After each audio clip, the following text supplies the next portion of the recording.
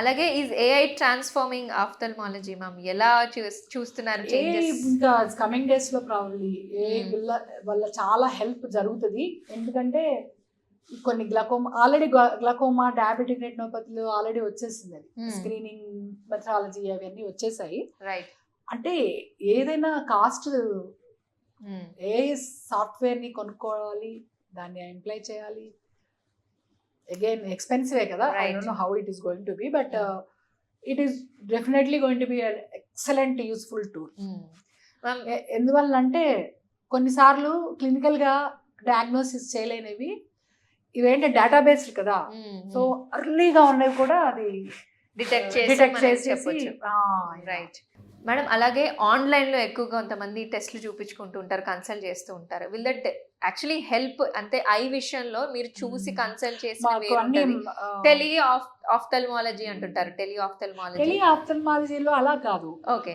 ఇప్పుడు diabetic retinopathy ఉంది, దాన్ని పిక్చర్ తీసి రెటినా డాక్టర్ తో షేర్ చేయడము. అలాగే గ్లకోమాలో కూడా వెనకాల పిక్చర్ తీసి గ్లకోమా డాక్టర్ తోటి చూసి షేర్ చేసేది. కొన్నిసార్లు అలా చెయ్యొచ్చు. బట్ ఊరికే ఆ రెడ్ ఐ ఉంది అంటే ఆన్లైన్ ట్రీట్మెంట్ లో రెడ్ ఐకి రకరకాల రీజన్స్ ఉంటాయి. సో దేని వల్ల వచ్చింది అనేది అది కొంచెం వేగ్. పర్సనల్లీ నేనైతే ఇష్టపడను. సో రెండు డిఫరెన్స్ ఉంది. కొన్నిసార్లు హెల్ప్. టెలి ఆఫ్థల్మాలజీలో ఇక్కడ ఒక డాక్టర్ ఇంకో డాక్టర్ తోటి, so like you know general ophthalmologist వెనకాల రెటినా అనే దాన్ని పిక్చర్ తీసి ఆప్టిక్ నర్వ్ చేసి ఇంకొక డాక్టర్ కి పంపించి, ఇది రెటినా డాక్టర్ కి స్పెషలిస్ట్ అడిగితే ఫైన్ యూస్ఫుల్. అలాగే ఆప్టిక్ నర్వ్ అంటే గ్లకోమా అనే దానికి వస్తుంది, అది ఏమన్నా ఉందా. అలాగే న్యూరో ఆఫ్థల్మాలజిస్ట్ తోటి పిక్చర్ తీసి వీళ్ళ సిమ్టమ్స్ అది ఓకే. బట్ కంట్లో రెడ్ గా ఉంది, నాకు ఇంకేదో ఉంది, నాకేదో చెప్తారా అది మాకు మైక్రోస్కోప్ తో చూస్తాం. నార్మల్ కంజంక్టివైటిస్ కంటే వైరల్ కంజంక్టివైటిస్ వచ్చినప్పుడు it takes longer time to heal. కొంతమంది చాలా అప్సెట్ అయిపోతారు. మెడ్రాస్ ఏముంది, డ్రాప్స్ ఇస్తే తగ్గలేదు, రివ్యూస్ రాసేస్తారు, నెగిటివ్ రివ్యూస్. ఆ డాక్టర్కి ఏం తెలియదు, రాయలేదు. కానీ మరి జలుబు వస్తే ఒక్కొక్కసారి 2 రోజుల్లో తగ్గుద్ది, ఒక్కొక్కసారి 2 నెలలు కూడా.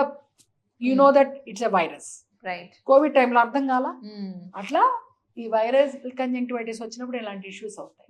లాంగ్ ఫాలో అప్ ఉంటుంది. అంటే వాటికి యాంటీ వైరల్ కూడా ఇవ్వాల్సి వస్తుంది. లేకపోతే కార్నియా అనే నల్లపొరని అది అటాక్ అయింది అనుకో, విజన్ కూడా డ్యామేజ్ అవుతుంది.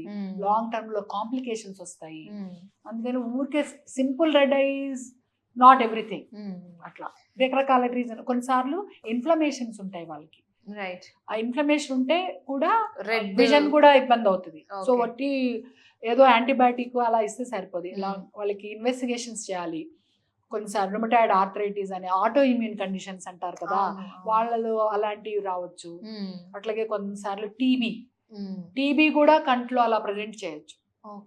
మేము ఒక్కొక్కసారి చూసి పల్మనాలజిస్ట్ రిఫర్ చేస్తాము, రుమటాలజిస్ట్ రిఫర్ చేస్తాము. సో అందులో కూడా రెడ్నెస్ వాటితో ప్రజెంట్ చేస్తారు.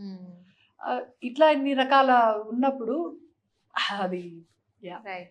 మ్యామ్, ఇప్పటి వరకు మీ సర్వీస్ లో మొత్తం ఏదైనా మెమరబుల్ మూమెంట్, ఏదైనా పేషెంట్ ని చూసినప్పుడు వాళ్ళు మీకు ఇచ్చిన రెస్పాన్స్ కానీ, ట్రీట్ చేసింది ఇప్పటివరకు చాలా చిన్న పిల్లల్లో స్పెషల్లీ ట్రీట్ చేసినప్పుడు వాళ్ళ కళ్ళల్లో చూసిన ఆనందము, అలాంటివి మీకు బాగా memorable? More than that, one patients attendant వాళ్ళ డాటర్ ఆమె గూగుల్ రివ్యూ పెట్టింది.